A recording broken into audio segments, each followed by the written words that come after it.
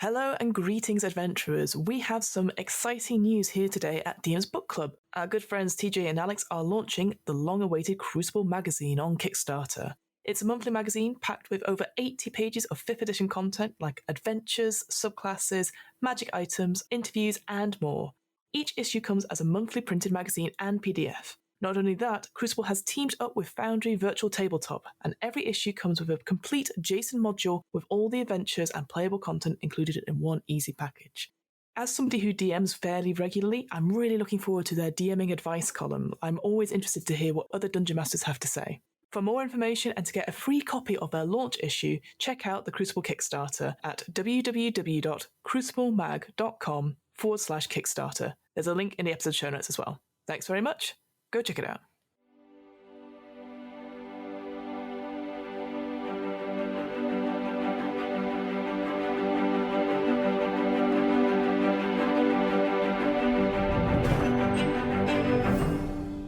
Hello and welcome to the DM's Book Club, a podcast where we read about some Dungeons & Dragons and discuss how we might include it in our role-playing games. With me today is our first guest of 2022. I know. That's exciting. It is exciting. I am joined by Rob from the Realm of Fire podcast. Rob, how are you, my friend? Hello, I'm good. It's early on a Sunday morning. It is. But I'm ready. I've been reading Toeless for a couple of weeks now in preparation for this. Yes. So I'm ready. It's like an exam. I'm going to fire it all out now. Oh, no. And then jettison it from my brain for 12 more years. You're going to vomit out all this sort of information. Yeah. Even if we're like just talking about normal things, you're like, but what about this? And I'm like, oh no, reference fest.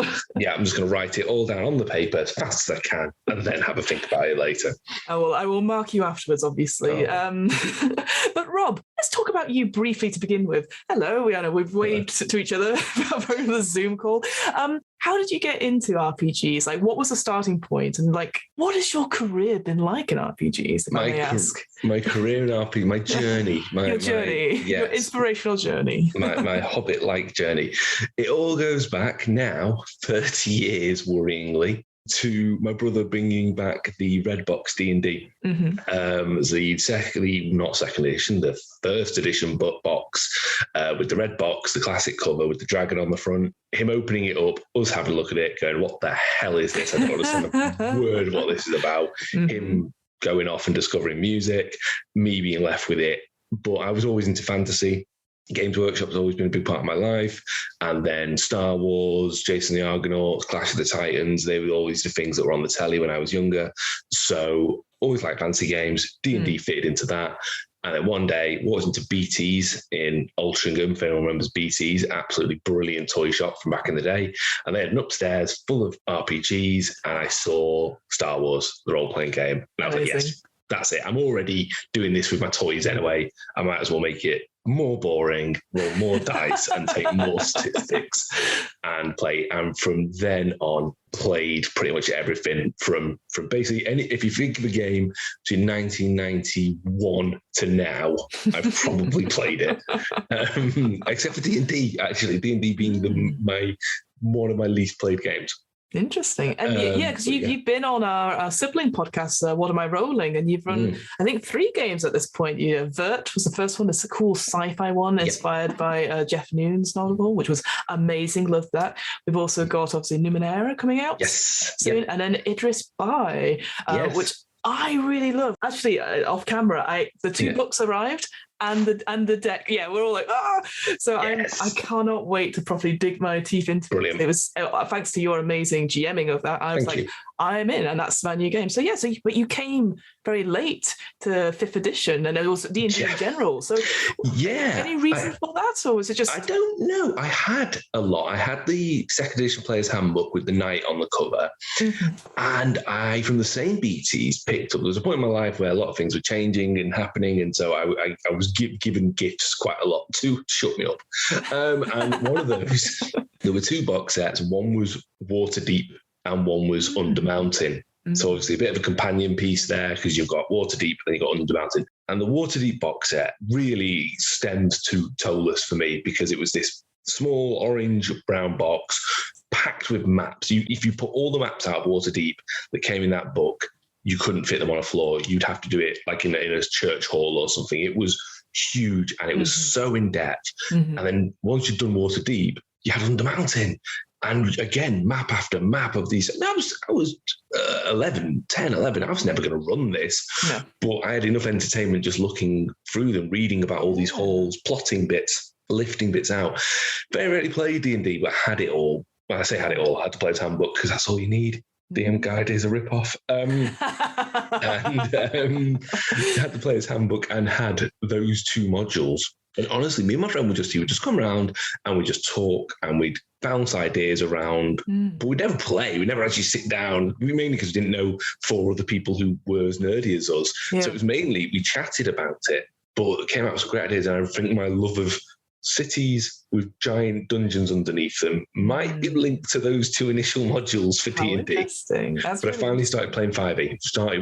We've started playing Saltmarsh. I've done the first one, and that's fun. It's odd. It's a very odd campaign, Saltmarsh. Someone described it as a Scooby-Doo adventure. Yeah. You're like, yeah. In a coastal town, yeah. Yeah. And then someone goes, "Oh, it's not a ghost at all. It's the old man Withers." It's just like, what? There's like 5 orcs all stood around just going, "What's going on? When do we kill these people?" What's going on? Yeah. I find that's interesting as well. There is that sort of thing now where everything nowadays is all entertainment, and there's a big discussion just now in video games. There's Dying Light 2 that's just come out, and it's like over 400 hours to complete it fully, and people are like, we don't have time, and we don't have time to get all those things, and yet we can play hours in role-playing games week after week after week. We can listen to them week after, and it's just, I just find it interesting. It's different between playing it maybe solo, like a game just with one story perhaps and just one player, compared to this. But also, like you just said, like you could easily just pick up a book and have all this lore and just talk to someone about it. That's kind of why this podcast started, just so like, here's all this information I have, but I can't dispense it easily, either because I'll spoil it for the players or I don't have a current game about it. So I find that's a really interesting way of doing it. I think even computer games, just to very quickly glance on this, computer games, they're still passive. Yes. You cannot reprogram a game while you're playing it unless you're incredibly smart or good at that side. Yes, there are some games that are more customizable than others, and that's why I think games like Civ and stuff like that feel a bit more like I'm really generating this. But an RPG, you literally change as you play. They're never the same. The table is yours is the classic phrase. And I think what's really good about RPGing in particular is it gives a good vent for people like me who are frustrated novel writers. I will never write a novel. I can write a short story at the most. I'll never write a novel. I can't do it, but I can tell a story and I can write that story down, and I might be able to deliver that story as an NPC talking about it, or just here's a world rather than, and this happened and this. I can't write a history, but I can deliver a history, if that makes sense. And I think RPGs are really that creative outlet that you get as a way of, I'm not going to write 6,000, well, that's like 700,000 words and have a publisher look at it, but I can write this down, put it on Drive-Thru RPG, and people might buy it for £1. So it does give you that kind of out, I think, in a good way. Well, speaking of novels, what have you brought with us today? What are we talking about on this episode? We are talking about Monte Cook's Toeless, and I'm holding up to the camera, even though this is completely audio, just to remind Fiona, because I think you've only got the PDF. Yes, when you sent me the PDF, and I was like, yeah, I'll look at it, and then I opened it, and it buffered. I was like, oh dear. So there's quite a beast to this book, isn't it? 672 pages of double column text with pictures. It is a monster. It is from Monte Cook Games. Toeless is a setting written many years ago by Monte Cook, which we'll go into in a minute. But it was recently and by recently I mean before the pandemic, so I don't know when that was, republished for 5e and the Cypher system on Kickstarter as a single tome, big book. I mean, it's got 6 bookmarks, so that shows you. Oof, that is a lot. A single tome with a lot of support around it, a load of extra adventures, PDF support, all the old stuff that they wrote, and packets of props and stuff. Very Monte Cook. If you're familiar with Monte Cook, he likes to deliver lots. It's very much a premium experience. They're expensive. I'm never going to say that Monte Cook games are not expensive. They're expensive, but you're paying for quality. And if you don't like them, just buy something else. There's plenty of games you can also buy. But for me, it's my guilty pleasure. So I love Monte Cook games, and I looked at Toeless. I'd never heard of it before his Kickstarter campaign. I have to be completely honest. And for a long time, I avoided it. And I was like, no.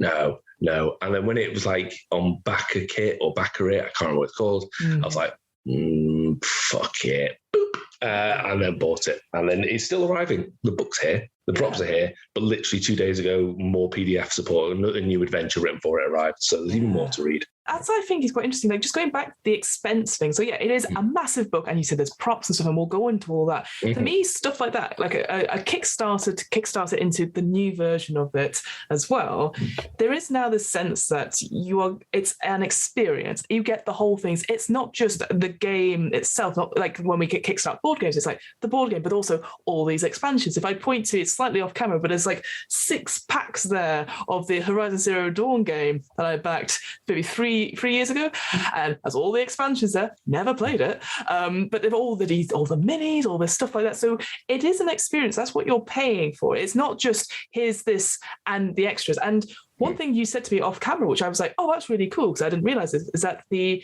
player's guide to Toeless is free as a PDF on Monte Cook's thing. So that's incredible. Yes, the first chapter being this is what your players should know. And this is very much a campaign I think you want buy-in. Yes. I really think it's not a kind of, okay, you now explain this city to me, GM. I brought my 1 character sheet and maybe I've remembered my dice. You now deliver this campaign to me. This is no, we're going to play in Toeless. I need the players to buy into this.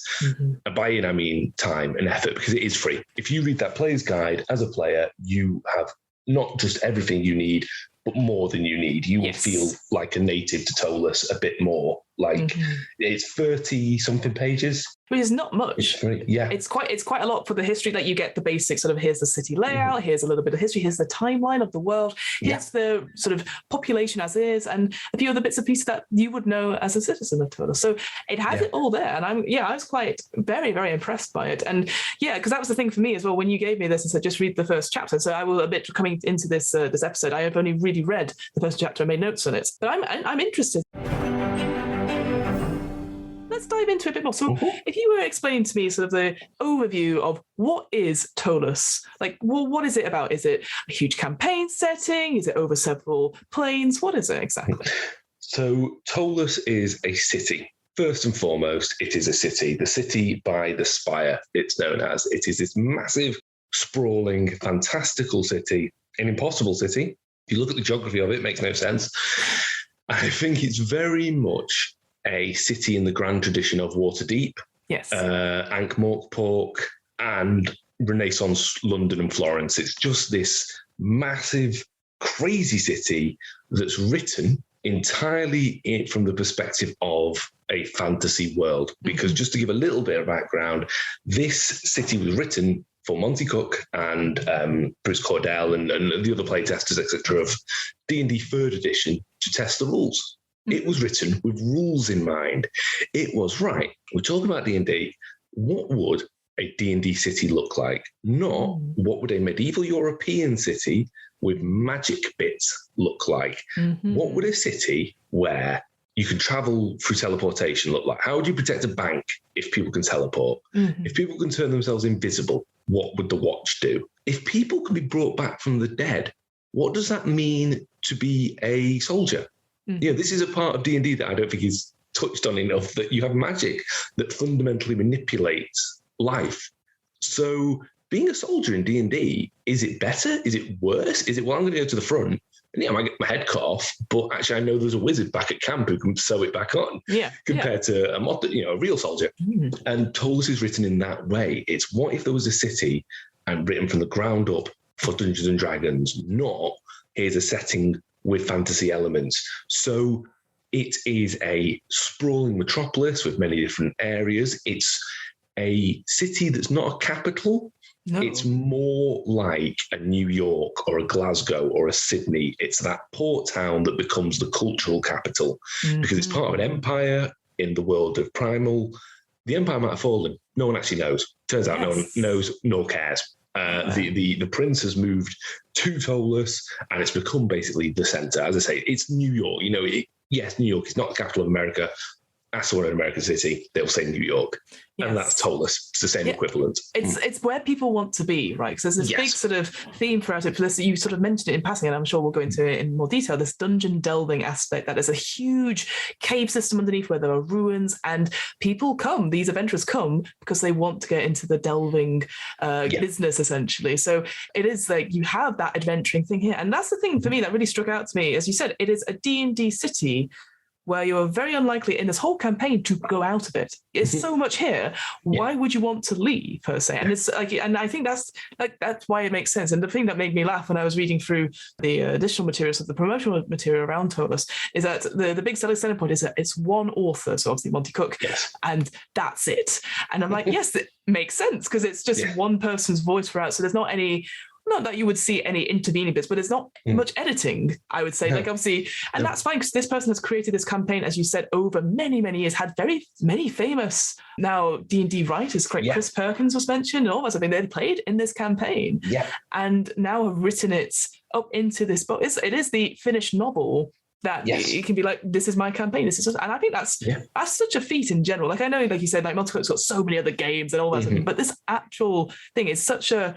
It's that sort of thing. You go, this is my thing that I've made over several years, and here's the final proof of it. And I think it's absolutely incredible. And it's fun because, as you mentioned, you can see a lot of it stitched together, almost like a Gazette, or it's like reading someone's Lost Planet book to this place. You go and they go, oh, you should go to this place. It's really good. And you go and you're like, this is terrible. Why would you say that? Oh, you're friends with the owner. I see. But it's written that way, and it gives that. Is verisimilitude the word? That sort of realism. It gives you that feel of, this is a place written about because someone lived here, because this is a city where Monte Cook ran 2 concurrent campaigns at the same time over a period of ever many years.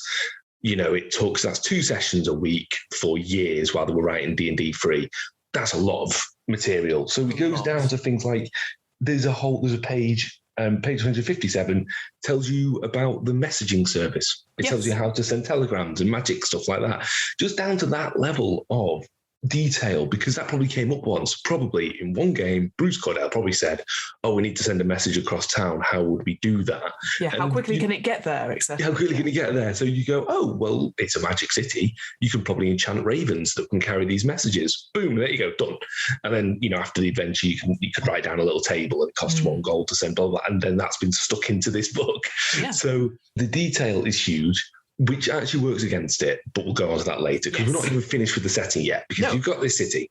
Now, I mentioned the Spire. At one end of the city is a gigantic, impossibly tall spire. Now, this is a hallmark of Monte Cook games. You look at anything like Numenera, anything like that.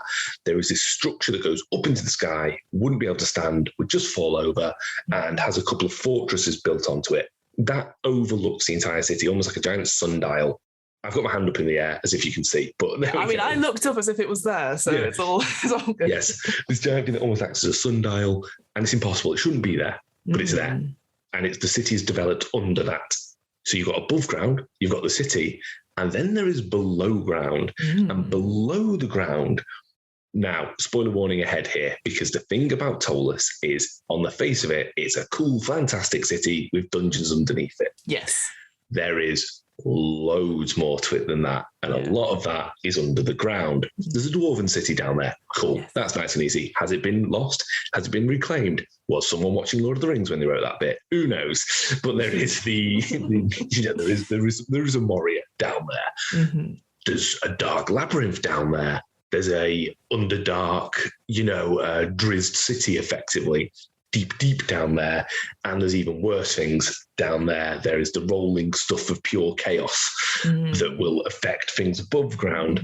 So you have a city on 3 levels. You've got the city, and you could never even leave the ground level of the city. You can, there is so much to do there. Or you can go, fuck it, I've come to Toeless to be a delver. There is a whole industry built up in Toeless for people to go underground.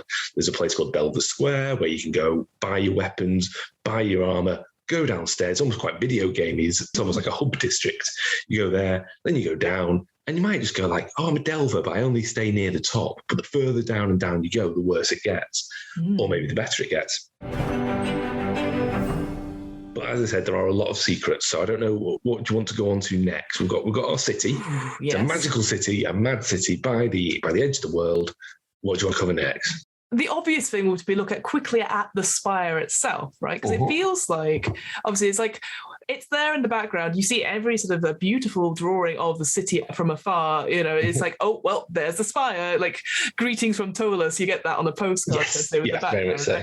So, yeah, well, I guess let's talk about a little bit of the lore about that. Like, it seems to me, like, again, like you said, there's always this something in this structure, this amazing big thing. Like, what would you say would be, like, what's the defining feature of this spire, per se? Like, why did it come about? Why is it there? So it happened because of primal history. So, spoiler warning going ahead now, we're going to talk a little bit about a few of the twists of this setting. Sounds good. Primal as a plane is a trap.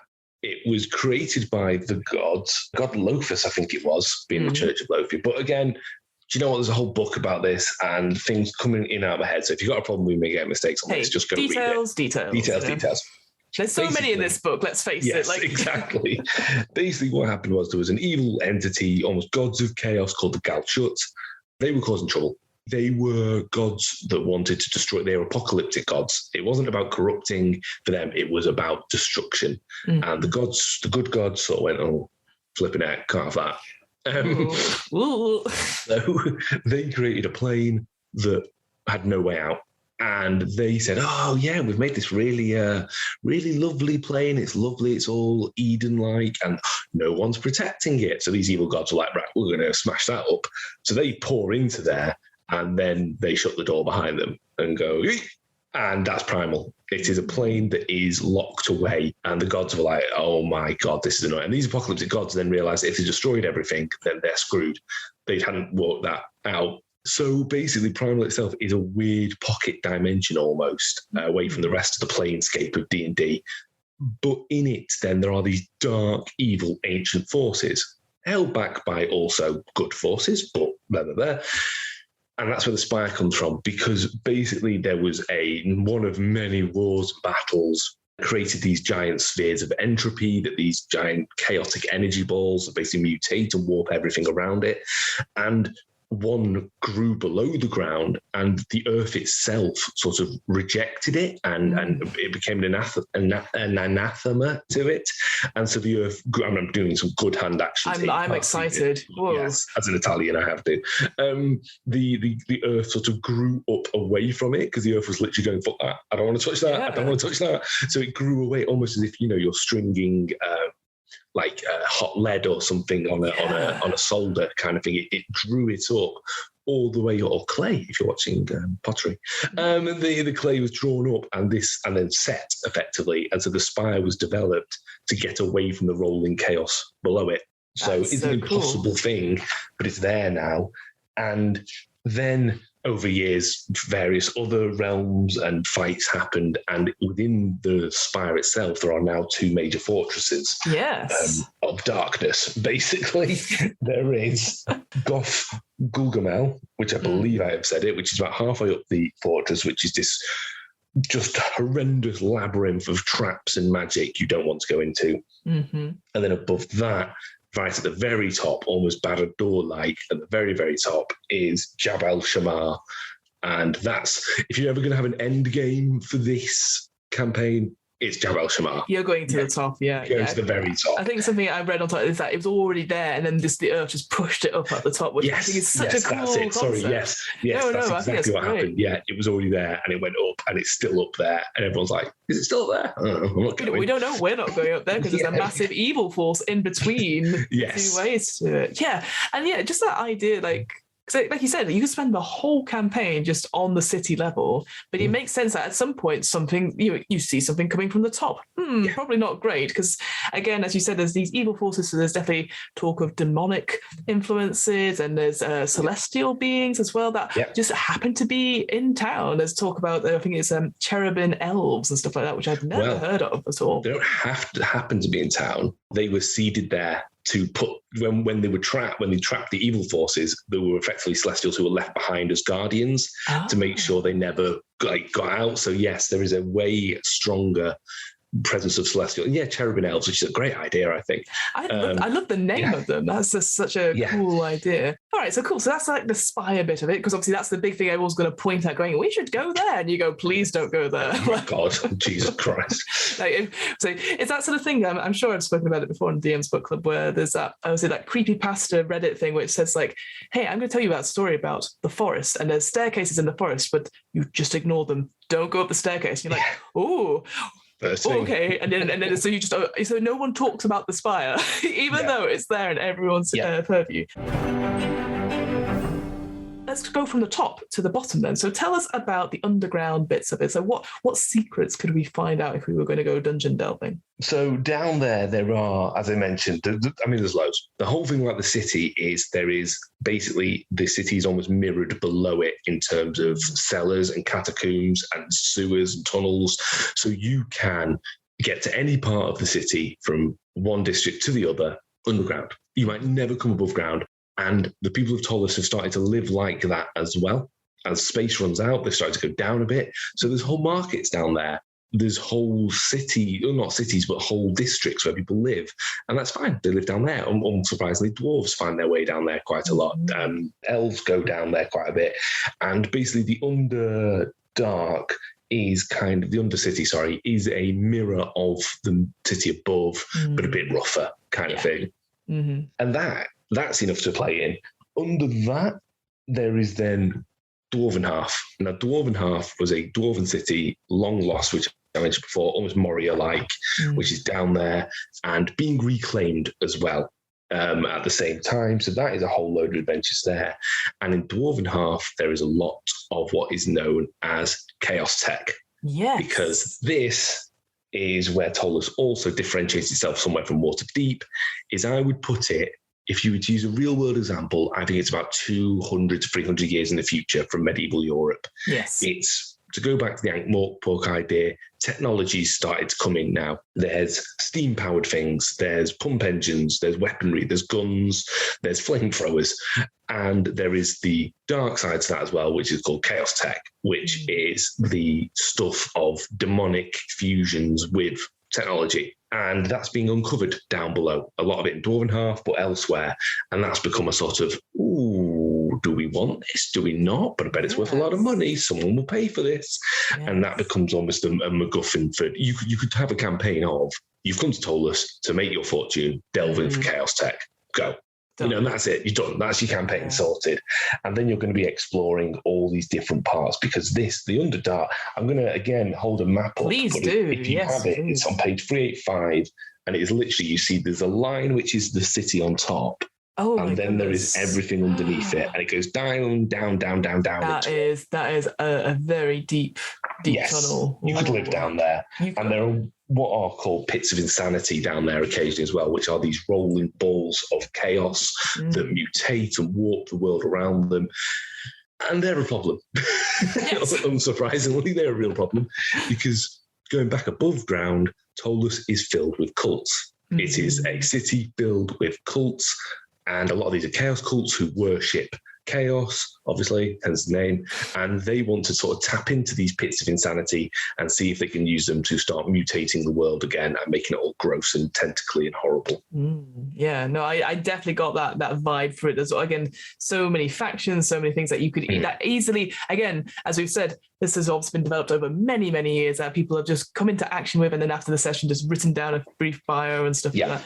To quickly go back, though, to the tech aspect, this is the thing I found really interesting was that, as you said, this obviously is based like a couple of years, many years actually after. So there is the rise of tech, but then there is this idea that certain knowledge of tech is dying out. Yes. So it's not as useful anymore. So this idea of chaos tech, this like they find almost like artifacts of stuff that we would maybe considered old-fashioned. Again, that sort of Western medieval fantasy sort of thing, going, oh, it's a steam power stuff, but no one knows how to use it. But the demonic influence. So I just think that's a really different point to it as well. So it has that element of tech to it, because obviously most D&D people, again, I would say, maybe if you're not playing Strixhaven just now or any other sort of more modern stuff, that you're like, oh yeah, this is more advanced. But actually this idea that, oh, it's advanced, but nobody knows how to use it because it's died. It's actually such a A different way of looking at it. I thought that was really cool. Yeah, it's a hallmark of Monte Cook stuff again. If you look at Numenera as an entire system based on that, what the hell is that? I don't know. You touch it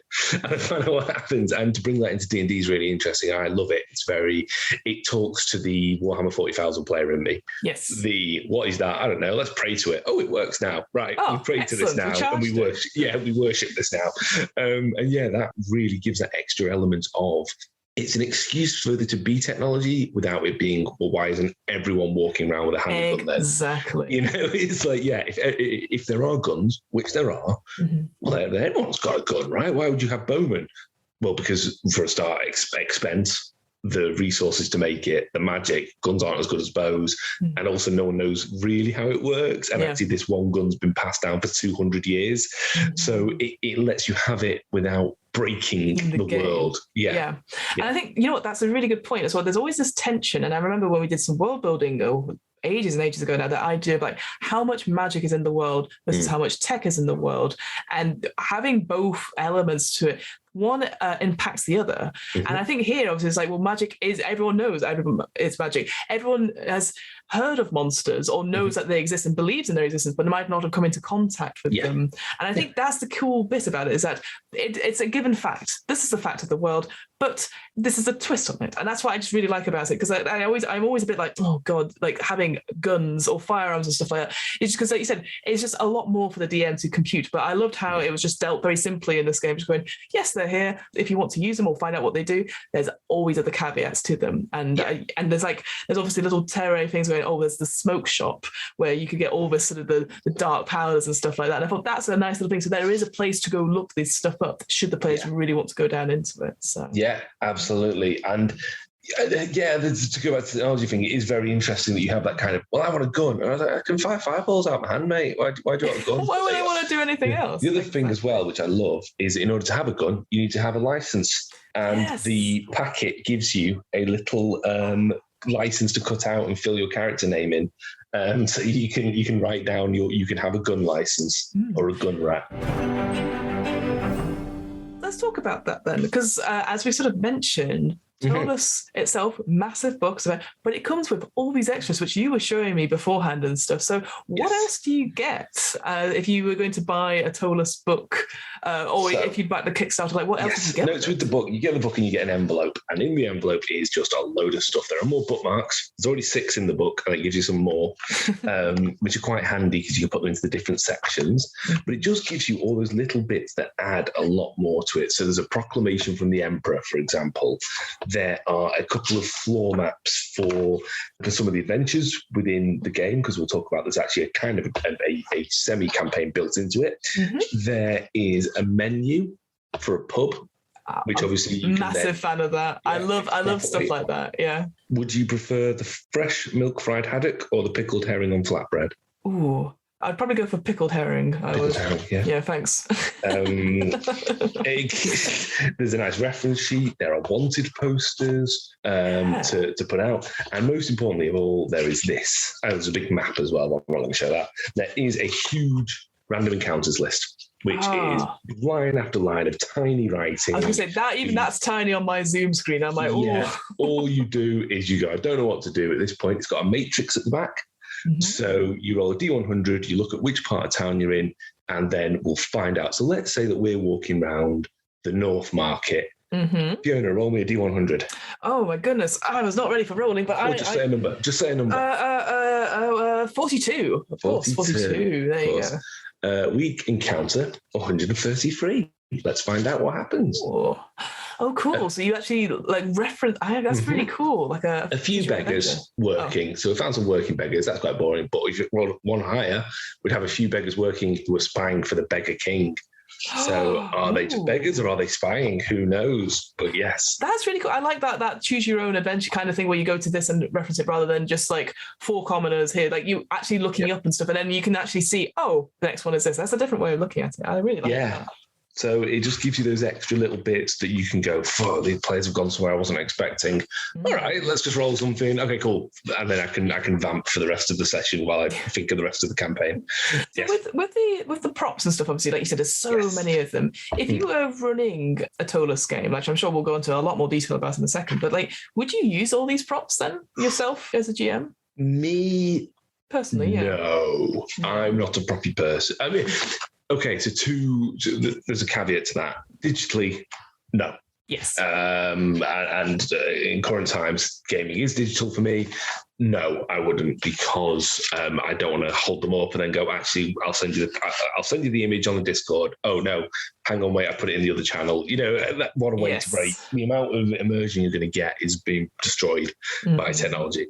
In person, yes, I would, because I just want to do that when I hand them out and give, even just lay them on the table, because there are bits there that what I would do, I'm a fan of having almost a gaming mat. So what I often do is if I've got a table, I would probably lay the map of Toeless out on the table, just so people can look at it during sessions, put a couple of the menus out, put the calendar out, put the Saints Day thing out. Maybe the Avenger won't call for that, but it gives a player who's waiting for the fighter to do their 6 different attacks something to look at while they're doing that. Or, just as an idea, just looking at the city going, oh, what's that? Oh, the necropolis section. We should go to the necropolis. Just having it out there gives it that level of, I always want, my ideal D&D table would look like the bit of Bilbo Baggins' party where the dwarves put the map of Erebor out and they put it on the table and there's food around it and they're all pointing at it saying we should go here. That's what a D&D table should look like to me. So I think the props are good for that. The table dressing, put them out. Maybe they won't look at it. Maybe it doesn't matter. Maybe we'll come into it, won't come into it at all. But they're there. Then they can go, oh, cool, I'm holding a calendar from this world that we're in. So yes, I would. I probably wouldn't go, right, I need to make a prop for every part of this story. There's an interesting one because there is a wanted poster in there, and that can be used as a seed for a later adventure in the campaign that's in the book. I would probably have that out from day one. I'd probably just have that on the table, never mention it, just put it next to a menu so that at some point when, the name comes up, they can go, that moment in a fucking Sherlock Holmes where you go, hang on, it's this guy kind of thing, just seed it there. I was just about to say later. I was just about to say, it's very much, I'm sure you've played it, the Sherlock Holmes Consulting Detective, where if you've not played it again, it's always sort of, it's like escape room, the individual missions, and you read through and you do a lot of choose your own adventure, but you have newspapers, and each newspaper, as you continue it, obviously it's the day after day after day, and you can look through several of them and you'll wait, this person was referenced back in this one. And I absolutely, that for me works so well, especially if you're in a group and you're passing around newspapers and stuff. So I definitely see this using props in person. And I think it's such a, I miss the times of you eating in person and playing games and stuff like that. It makes total sense for this. And if you had the space to do it as well over a big table. So it's a shame. I feel like playing something like this online, you do lose that aspect of it. The only thing I could think about to maybe combat that is that you send the players through the post, now open your envelopes. What do you find inside? But again, that's a little bit more prep on the side. Postage. The postage is not cheap, but it's just, I guess, rather than just sharing stuff electronically, because it takes, like you said, any distraction. Certainly when you're online, instantly I can open a tab. Okay, Facebook stuff. Oh, I've got YouTube up as well. So I think there's a lot of distractions. But I completely agree. I think there's some really interesting things you can do with these props if you're in person. I mentioned I bought Toeless before the pandemic, and it arrived during the pandemic. I'm not running it until it's over. I don't want to run it online. I've made a conscious decision that this is a premium book that I've bought. And actually, I keep saying it's premium. It actually wasn't that expensive in the world of Dungeons & Dragons. And I've got these props. This is a game that I would make an event of. I would very much do, once a month, we're going to have a day of Toeless. And then write it all down. And then a month later, we'll do another game. Really just do one big game kind of thing. Really, because I think it deserves it. I know I'm gushing over this here, but it deserves it. It's a setting that really calls to me personally. It's funny because when you realize its genesis as Monte Cook's beginning of writing a D&D thing, you start seeing everything. So Ghostwalk, you covered Ghostwalk. Yes, we did. Yes. There is the Necropolis district. This is a whole city district in Toeless that's a ghost city, and it says it rather than street. Well, it's got streets. but it's graveyards and catacombs and necropolises. And it mentions you can run this bit as a wilderness adventure, except rather than trees and forests, it's tombs that you're walking through, being hunted by shades and stuff. That's Ghost Walk right there. You start seeing all those little bits of, as I joked earlier, I want to do a Moria adventure, go to Dwarven Half. I want to do a Drizzt adventure, go down to the Dark Elves down below kind of thing. It's a potpourri setting, but with a strong focus. It doesn't become, this is ridiculous. Why is this here and this here and this here? It actually becomes, no, it makes sense that these things are here, actually. Now, I think what we need to talk about is the fact there is so much, because it's very overfacing. We've talked about it so much that there's a lot of stuff in it. But yes, there is so much about it. So go on then. So what things are you like not so sure about with this whole... It's a huge amount. It's a huge amount. And that makes it difficult to even start. I've had 3 or 4 false attempts at getting into it. Like, it's very like, there's this. And you need to realize you're not going to take it all in. No. Have a think about where you live. Have a think about the city that you live in, and then genuinely how much do you know about it? So let's say you live in the city of London. Yep. Weird place. People trying to sell you fruit, steal your kerchiefs, and clean your chimneys at all times. Yeah. And you live in one bit of it. And let's say you live in Peckham Rye. You know Peckham Rye. I don't know if that's where you live, but I'm done pulling that out. Right, you live in Peckham Rye, and you know Peckham High Street. And then you know, if I jump on the tube, I can get to the city centre where the British Museum is and the art galleries are and stuff. Okay, cool. How much do you know about Dalston if you live in Peckham Rye? How much do you know about Hampstead Heath? How much do you know about et cetera, et cetera? Yeah. So actually, I think we go into adventures and games wanting to know almost a Lord of the Rings level of everything. Well, you don't. I don't know much about Hugh, and that's down the road from me. Yeah. Take that approach to Toeless. Go, you are either new to the city or you've lived in the city, but you never left. You've just lived in your little district your whole life. Yes. And now the whole place opened up, and take it from there. Now, what's really handy is within the book, in the sidebars, there's lots of little bits where Monte Cook's written from my campaign to yours, where he explains how he ran certain parts of it. And the first thing that he says is his campaign started with one group arriving at the gates to Toeless and the other arriving by a boat to the port. Just run the port. If you really want to play Toeless, have your parents, oh my God, very Freudian, have your characters arrive by a boat to the port and just run some stuff in the port, because the port's small, it's self-contained, it is physically separated from the rest of the city. Yes. And it has its own fun little bits. There are deep ones in the water. There's a haunted pier. There's all stuff to play around with. And then at some point they can be told, all right, do me a job, drop this bundle of stuff. Don't look at it. Drop this bundle of stuff off in the merchants district, and that then gives them that excuse to have that moment where they climb the windy steps up to Toeless, the camera pans up, you get that Breath of the Wild moment where the world opens up and you see the city, and then you can start running with it and go, okay, we've got a grip of it, let's see what we can do now. Yeah, Toeless in big letters comes up as they make it over the thing. Absolutely. Yeah, exactly. And I think it's really important to know that, and unfortunately though, that information is kind of hidden in the book, because the book goes, player's guide, great. You've got a grip, fantastic. Here is the real history. Okay. Here is the cosmology. What? Here is all the politics. Jesus Christ. Now, here is a breakdown of every section of this city, down to each little bit gives you a map reference for a location. How much gold pieces on average will be found in there should the players loot it, because they know what players are like. So it is literally, if they're going to smash in this shop, it's probably got 38 grand's worth of stuff in it. Like, it literally tells you that. It's got, like almost like those Lost Planet expense icons kind of thing, like all little things like that. Tells you where it is, who owns it, who runs it, etc. And you're just like, Jesus Christ, okay, so I've got the information, what do I do with it? And it's not until you get to really about chapter 33, 32, 33, when you hit the adventures section. Yes. That's when it starts saying, okay, here's how to start. Yeah. And it's got a built-in campaign that starts with someone being mugged in the street. So you can start that at any point. You've been to port, you've done a couple of your own adventures, you've gone off into the merchant city, and then you've gone to the pub and you watched and someone got mugged and you intervened. Now you get to go into it. And this is where it opens up. This is where the street politics, the chaos cults, the delving underground, the doing odd jobs to clear rat men out of the bottom of sewers comes out. And from there, it builds and builds and builds. And it says, here's an adventure, run it. Now send your party somewhere. Maybe they want to explore the necropolis. Maybe they want to explore the rat sewers. Maybe they want to go clear out the cult of the Ebon Hand. Okay, now here's the next bit of the story. Now have a free, it's almost like it's structured in adventure, free time, adventure, free time, adventure, free time. And free time is for you to go, actually, I really want to run Dwarven Half. I really want to run, an adventure in the Nobles Quarter. Let's do some politics. Let's do an adventure where we're trying to poison someone or be a bodyguard for someone instead of going down into the sewers. And then it builds and builds and builds.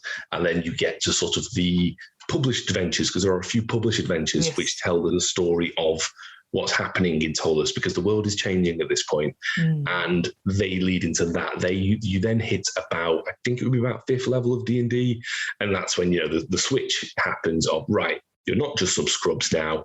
Things are happening. You need to get involved. I completely agree with you, because London is a very good example, but also Manchester's if you live in this place and you go to, certainly during the pandemic when you're in your house, you don't remember where things are. Even in other D&D stuff, so like Curse of Strahd, that whole grove thing. Everyone's like, well, we know the story, but do you know the land? It's 200 pages of really a lot of lore, which is very interesting, but you can't take it all in at once. And I completely agree. So it is overwhelming. Because when I saw 600 and odd pages, I was like, that's the thing where you read it on a Kindle, something there's like a teeny tiny bar that says 1%, and you go, no, I will never get this. But I love that idea, the structure, as you said. So that idea is here's the first sort of installment, like a Telltale game, and now it's time for you to play and give that freedom and stuff. So it feels like a genuine life thing, here's a big event, here's something that's happening that you're involved in, and then it dies away. You don't necessarily go quickly onto the next event or the next thing, which happens in other campaigns, that you're following a huge long thing, and that it's just really short, sharp things just to get you in. And then, like you said, that twist, that sounds amazing. I really like that as a concept. And you can go off on your own and do what you want. I think it is that thing of, if you really want to play shopkeeper and sales instead of Dungeons and Dragons, you can do that. But you can get that idea of, well, if we're going to stock this, you could open your own technology shop, but you've got to go get the technology. That gives you that impetus to do it. So yeah, basically, I would highly recommend it in terms of just a thing to investigate, even if you just look through the player's guide and go, actually, no, this doesn't call to me. Actually, this is too much. Or I like ruins in the middle of the wilderness.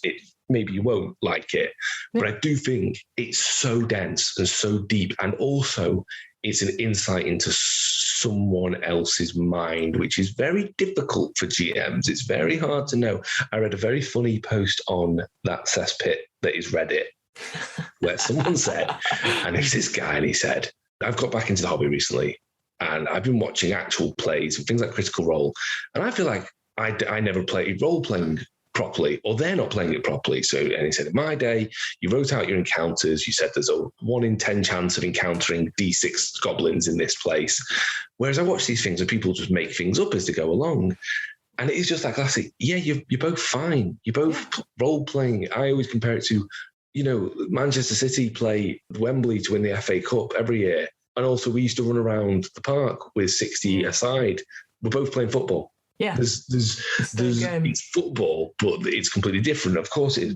And I think something like Toeless gives you that tap into someone else's brain to go, I wouldn't do that. Or no, I don't agree with that, but I can see why you did that. Yeah. I can see why you lay out typical workshops and typical warehouses before a campaign, because your players are going to get there. Whereas I would go, oh no, wait, I'll wait for them to say I want to break into a warehouse. You sort of, you see how someone else puts it together. And that is part of the charm of it. You could go through it and actually skip the information and just read. It's almost a DM's guide to urban adventures. Yes, I completely agree with that sentiment. Like the things I would compare it to, and again, compare, but obviously they're completely different and they're standalone. Obviously, we have 2 modules that have come out. So it was like Waterdeep Dragon Heist. Obviously, that's an urban adventure about heist stuff, and that's all taking place in the city. And then Dungeon of the Mad Mage, which is sort of this next part of it, which is underneath it. And then it has these 20 levels levels of dungeon and stuff like that. And that's two separate books and two separate things where they do it individually, whereas Toeless has it all there and it's already baked into the lore and history of it. Like you would come here, and so you have that option rather than just going, okay, start in Waterdeep and you've got to do this heist thing first and then you go into do it. So, and I completely agree. That's that sort of thing where now there are more and more published campaign settings from third parties. So obviously I know Critical Role recently had a Tal'Dorei Reborn, and obviously they've got Explorer Guide to Wildmount, and there's other ones that have come out and stuff like that. And I do agree. Like if you are watching these shows and you're really interested in investing in the world, do that. But look at the stuff as well. Like you said, the PDF the first chapter is free. Have a look. I do find it's interesting to see what other people say, and if you're inspired by it as well. Because that's the thing, I'd never really heard of Toeless before, and looking through it, I thought, what a cool way! Just again, visually stunning, and then adding all this stuff in it. So yeah, it is an urban adventure, but having that subterranean exploration and like you said, the necropolis and all that sort of thing, and the culture and all this, it just seems how someone else puts a town, not even a town, a massive city together. And would you replace that? You say, I don't want Waterdeep anymore, I want this instead. And then you could drop it on the Sword Coast, no problem. Exactly. You could go, it's just a place further on, or you put it on an island on its own. It could be a city-state on an island far out to the west from the Sword Coast. That's an interesting thing as well, because again, in the history of it as well, because of this whole decline of this empire, this sort of political context as well, there is calls for Toeless to be independent and stuff like that. And it's that sort of interesting background as well, where they have the council and all that sort of thing. So if you were, like you said before, you really want to do a political game, so a bit like Saltmarsh in a way, you can have that into it as well. And make 100%. So you can become a you can run a mafia game. You can become a retainer of one of the families and run a mafia game where you're smashing up other people's territory and stuff. It really gives you that. The politics if you really wanted to, but then just go stab an orc as well. But again, as you said, there's so much detail. So yes, in Toeless they have these 10 noble families, and they're all slightly different. And to me, the names get very similar. And there's always at the end, there's the evil house. There's always at the end. And you're like, well, we won't worry about that one. But again, interesting enough, and again, the same in Saltmarsh as well. You have certain influences and certain families and council members and stuff as well. So it was just very interesting to read that. And again, you can definitely see that this has been developed over so many years and just gone, we're just going to keep it all in there anyway because it was important to me in my campaign. And it is what it is. So Just a final thing, it's important to remember it was written 24 years ago. So the amount of stuff that's probably then fed into D&D from 3rd ed to 3.5 to 4 to 5, there might be stuff that you go, as you say, the noble house where it's like that, now it's like that's kind of it's 10 a penny, but that was kind of like, okay, cool, that maybe that's where it started, kind of thing. So it's almost an text for modern D&D. It was the beginning of, because I do see 3 to 5 as a linear sort of progression of D&D, and I think this is one of those texts that began that kind of thing.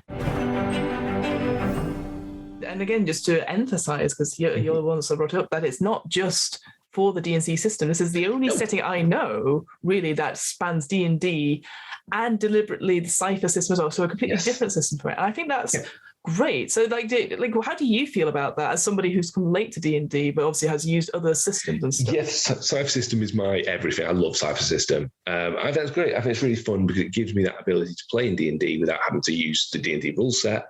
The cypher rules are dead fun and easy. Just to give you an example of the difference, I'll read you a stat block here for an NPC.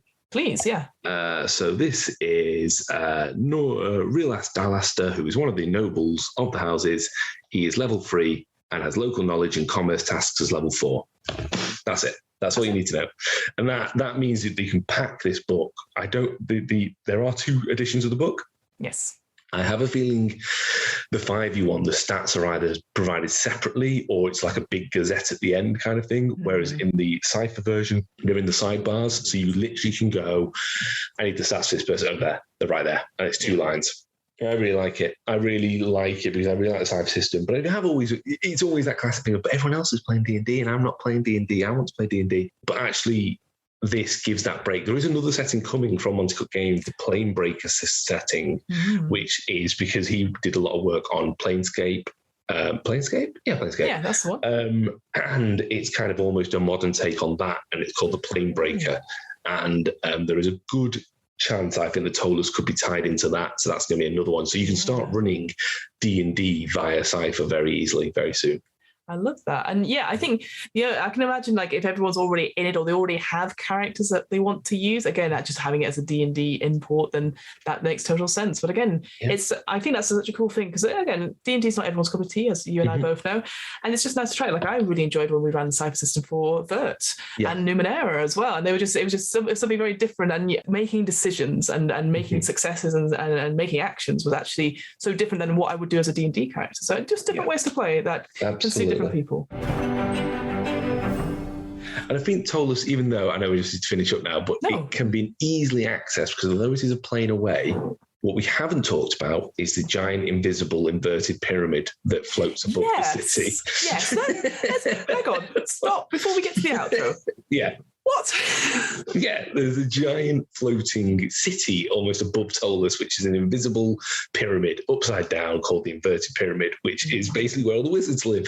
Yes. And there you go. Well, we can have this giant floating invisible pyramid, so we will, because we're wizards. And this is a great example of something that is a great MacGuffin, because if you're the average resident of Toeless, you probably have no idea about this thing. But this is, it's made of almost one-way glass where you can't see it and they can see you. Which is very wizardy because wizards are creeps. They are. Yeah, and you can only teleport into it. You can't fly into it or anything. You have to be able to teleport to get into it, and it has certain teleportation rooms. It has got a library of the most magnificent collection of arcane material, and it's a perfect inn. If you want to have that almost... in Genesis of the Daleks, where the Doctor is plucked by the Time Lords to go do a mission, do that in D&D. You could be plucked by the magic, drops into the inverted pyramid where you've been summoned against your will almost by these wizards, and they're like, we really need your help right now. So that gives you... It's only you. We spotted you down that alleyway talking to those beggars. Yeah. The rest of them are dead. But they could lift you from a different plane, never mind from Toeless. Yeah. They could see your adventures in Eberron and go, ooh, they're the type of people we need. Bring you in. And then at the end of the adventure, you go back into the pyramid and you're warped back to your original campaign. And it could be a little side bit to it kind of thing. So again, I know like we would keep going like harping on about like, oh, it's like a high fantasy, dark, perhaps, but there's so many of these little sci-fi elements of it. I know it's like magic in quotation marks, but yeah, anything that's floating, inverted, and invisible, I'm like, well, that's a ship of some kind. Like that's sort of, but that's so cool. Again, that idea that you could pluck people out. They don't have to just come willingly. I mean, again, depending on the consent and all that. But I love that idea. But you're the only people for this job, and we've taken you from across this plane. And interesting to hear about that plane breaker thing, because obviously multiverse stuff is going to be really big this year for. It's big, isn't it? Yeah, so. People are big. But so there's loads. Basically, there's absolutely loads. And also, if you want to play Discworld, the adventure, you can just run Toeless. Yeah, it does feel very Discworld in places. Yeah, which I there's a university. You can just make that invisible, and then you're sorted. Just run Discworld and that. Yeah. Well, Rob, thank you so much. It's been an absolute pleasure to talk about Toeless. And something I was very intimidated of when you sent the PDF, but I now feel like, wow, there's actually so many cool ideas and inspirations there. And I again, love the props and stuff. So tell me about you, Rob. What have you got coming up? Any plans? Like, what are you on? Where can people find out more about your work? Anything you'd like to recommend? I mainly podcast under Realm of Fire. We are a Warhammer podcast. Me and Brendan from Fullmetal RPG talk about Warhammer, the universes, the games, the chuds that inhabit it, the RPGs. We have a upcoming adventure that's being run between us and Darkhammer, involving us being Imperial Guardsmen going to get blown to pieces, in which, Fiona, you are joining us. I did the character sheet and everything, so I feel I'm in. Everything. That's coming up. But mainly that, you can find me on Instagram on the Realm of Fire podcast, or underscores under that. I don't exist much on social media. You can find me on the Fullmetal RPG Discord often, or the Grognard Files Discord. I'm there as well. And in terms of things coming up, actually not much at the moment because work's kind of taken over. So I'm going to give a couple of recommendations. Please, yes. And one is the Wheel of Time series, which surprised me because I didn't think it was going to be very good. But I watched it, and it is a D&D adventure on telly. I would highly recommend it. I've never read the books. I tried once and I was like, forget that. Yeah. But I would highly recommend that. I think that's really good fun and does have some Toeless vibes to it. So I'd recommend The Wheel of Time and also Wellington Paranormal, which is a police drama set within the What We Do in the Shadows universe, and is just great because always funny. And unfortunately, I'm running a Realm of Darkness game, a World of Darkness game at the moment, and watching What We Do in the Shadows and trying to run a straight-faced World of Darkness game is very difficult. You really can't. Can't. That's cool. I've not read Wheel of Time myself either, but my partner's really into it, and so the trailers for it do look amazing. So it's on the list, but I've not yet to sit down and binge it. So give it a go. It starts slow, but it picks up quite quickly, and not in a you have to watch 68 series before it gets going. In a always first episode's a bit slow, and then it picks up. And then it picks up. Really. Yeah. Well, just to finish off for me, obviously I run the What Am I Rolling podcast, which is a twice monthly RPG one-shot podcast. As always, it's going very, very well. Rob's been on it a few times, doing some guest GMing, waving to nobody. Like an idiot. So do check out, we have Vert, that's already out, so please go check that out. In the future, we will have Numerera and we'll have Idris Bai coming out, and I'm sure we'll have other games with you, Rob, coming in, and hopefully you get to play in some of them as well. And I know you're the one who's always like, I've got this idea, and I go, great, can you run it? So that's always good. And of course, we have a offer code at Third Space Gaming, your friendly local game shop in Burnley. So you put in the promo code. I have to do the hand signal. So just to Rob, I have to go DMBC onto checkout, and you get 10% off your first order, whether that's terrain, maybe some alt covers or some expanded rule books of a D&D series that's just come out, or anything like that. And just say hello there because they're very nice folks. And that's it. Again, thank you so much, Rob, for coming on, and I'll just say goodbye to our listeners, and we will speak to you, hear you, see you, whatever thing next time.